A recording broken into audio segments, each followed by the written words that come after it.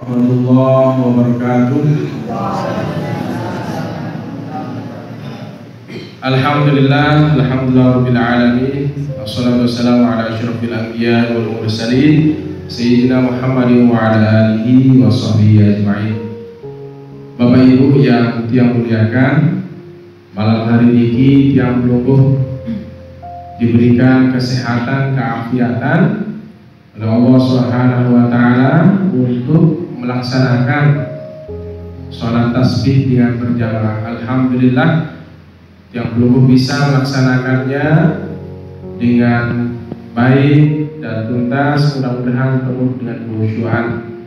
Mudah-mudahan kegiatan sholat tasbih ini terus bisa berjalan di pondok pesantren Ijtihadul Mu'minin.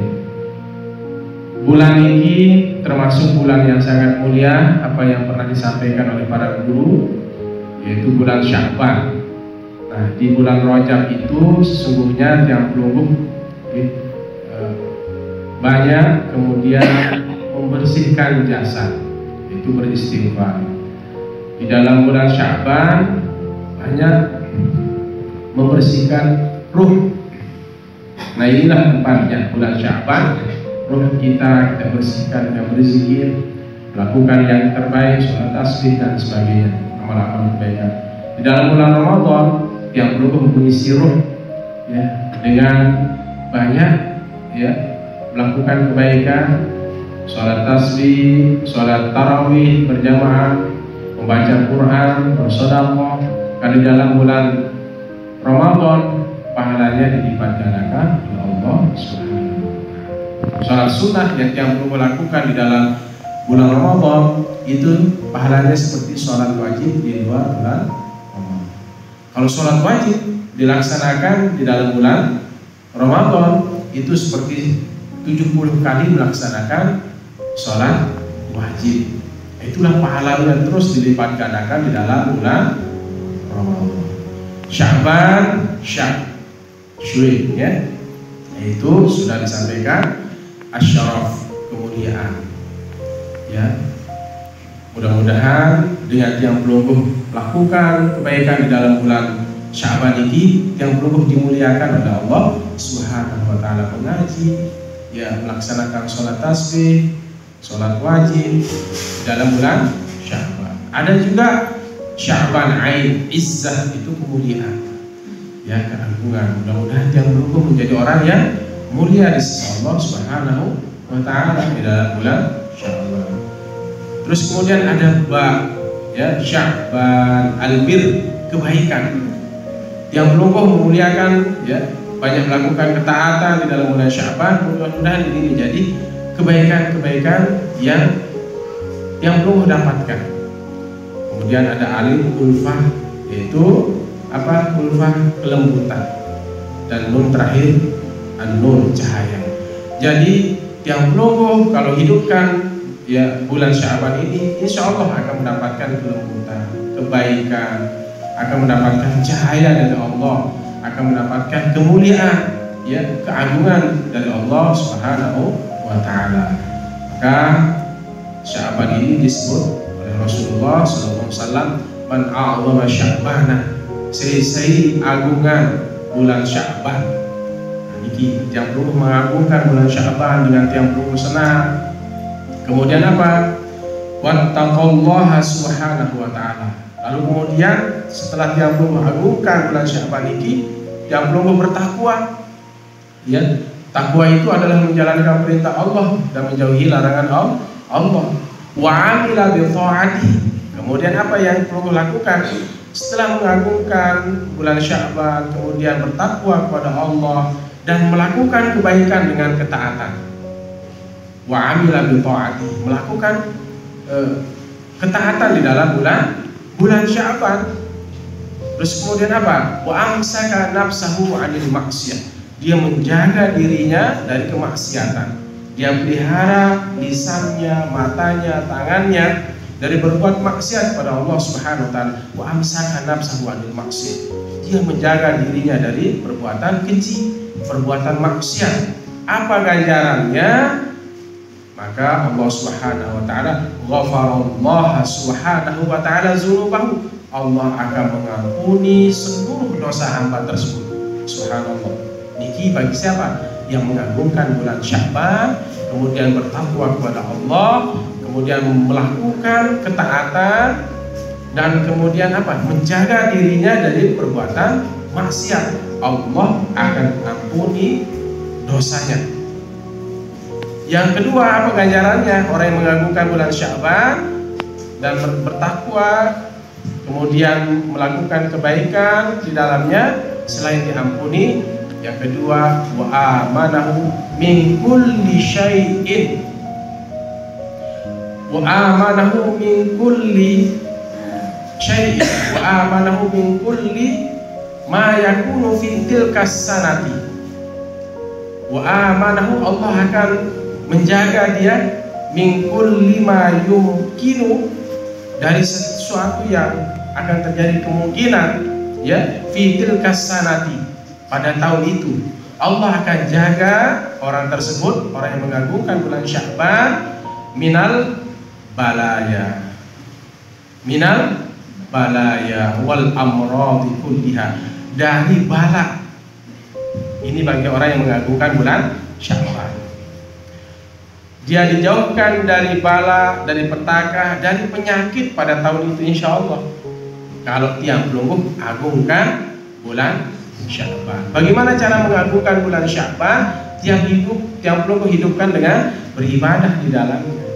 Besok malam nisfu Sya'ban, malam Jumat, yang ingatkan seluruh jamaah untuk di sini kita baca Yasin dengan 3 kali, dengan harapan, ya, tiang pelungguh diberikan umur panjang, rizki, dan mati dalam keadaan husnul khatimah. Dan seluruh keinginan tiang pelungguh, ya, di saat membaca Yasin itu, ya, di dalam otak, di dalam hati, niatkan saja, lintaskan saja, insya Allah hajat itu akan dikabulkan oleh Allah Subhanahu wa taala, baik hajat dunia maupun hajat akhirat.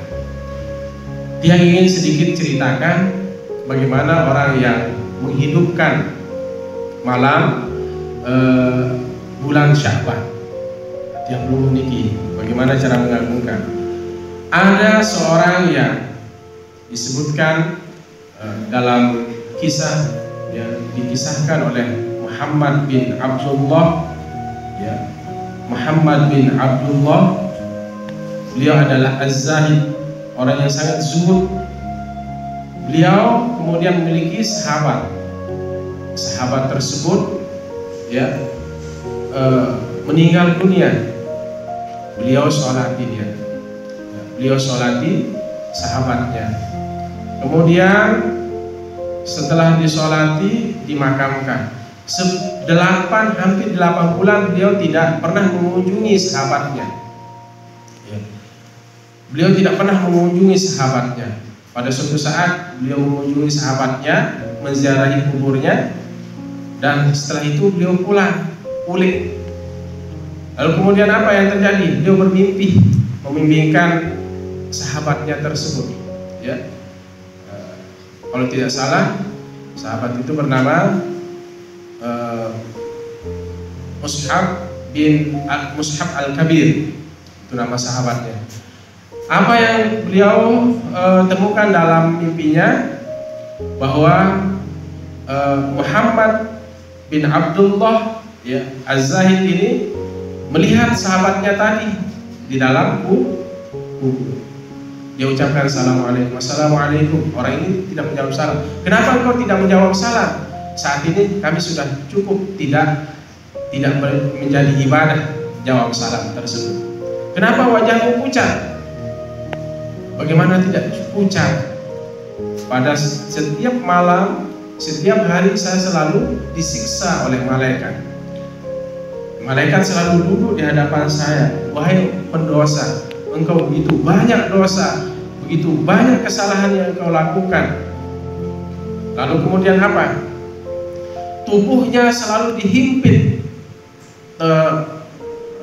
jepit awak, ya, sampai tulang diremuk. Lalu kemudian orang tersebut, ya, sahabat dari Muhammad bin Abdullah Az-Zahiri dipukul kepalanya sampai dia menyala, ya. Dan setiap hari, setiap malam selalu disiksa. Nah, begitu bulan Sya'ban, ya, orang ini, ya, mendengarkan, dia turun suara dari langit, wahai malaikat, hentikan siksaanmu, hentikan, berhenti engkau siksa orang ini. Kenapa? Bahwa orang ini selalu, ya, mengagungkan bulan Sya'ban. Dia berpuasa di dalam bulan Sya'ban.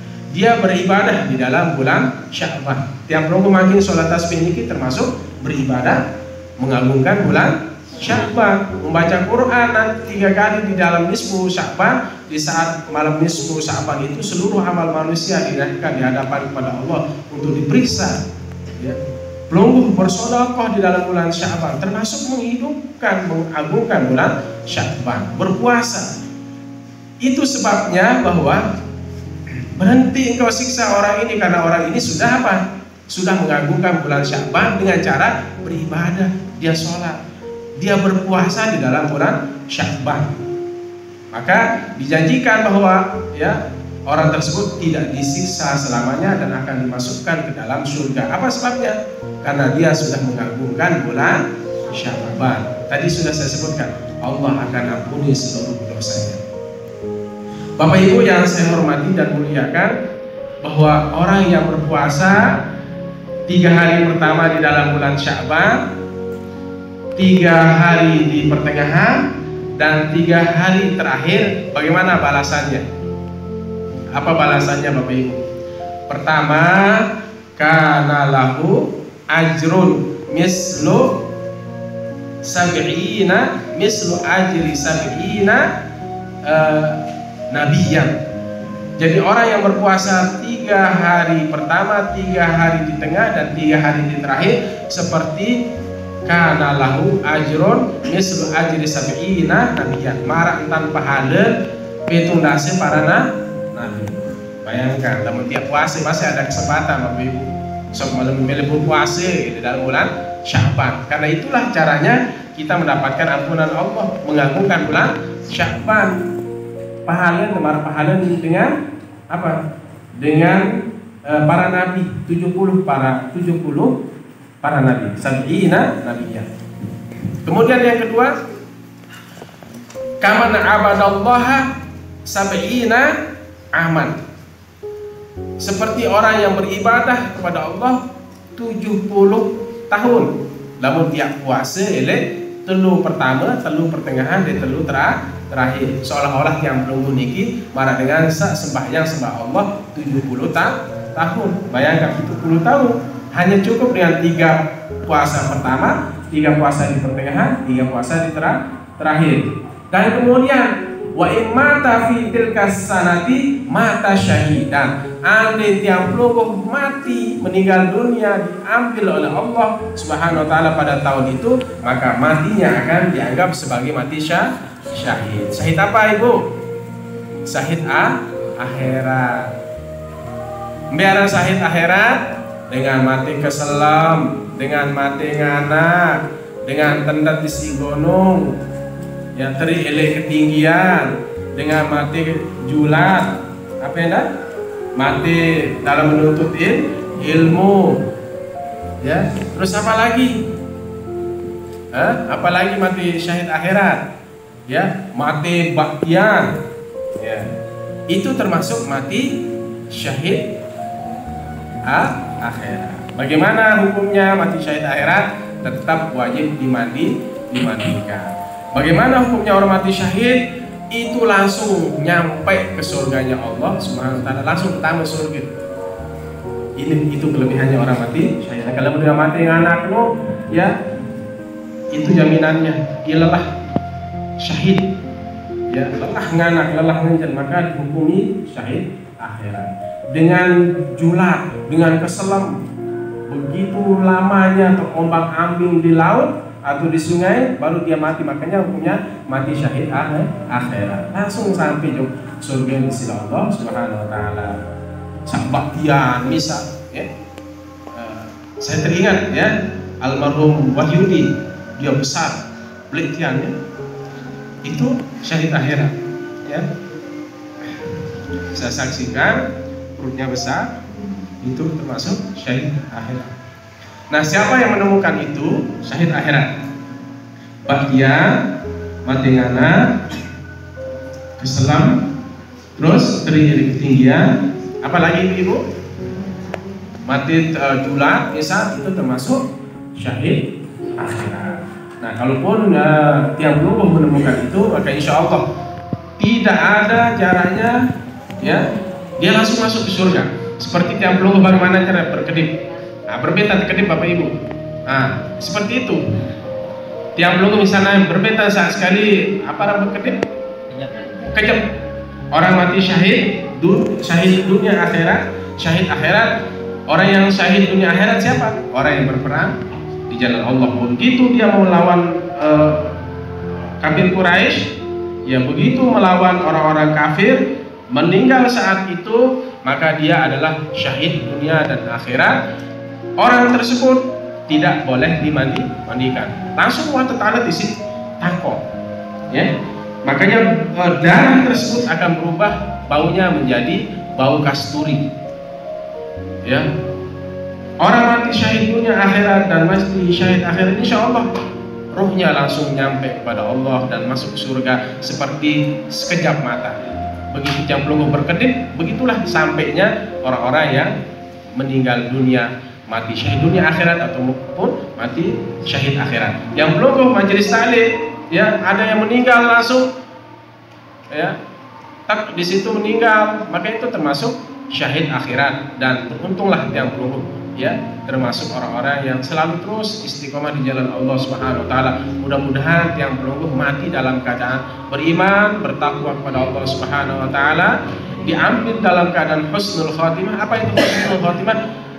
Di awal sampai akhir dia selalu taat kepada Allah, dia lurus di jalan Allah, meninggalnya dalam keadaan beriman dan bertakwa dalam melakukan kebaikan-kebaikan. Nah, itu saja Bapak Ibu, mudah-mudahan dengan sholat tasbih ini akan menjadikan tiang pelungguh orang termasuk orang yang menghidupkan bulan Sya'ban, mendapatkan ampunan Allah dan dijauhkan dari musibah, bala, penyakit pada tahun itu. Demikian, hadallahu wa iyyakum ila sabilil mu'minin wal muwaffiq ila aqwamit thoriq. Assalamualaikum warahmatullahi wabarakatuh.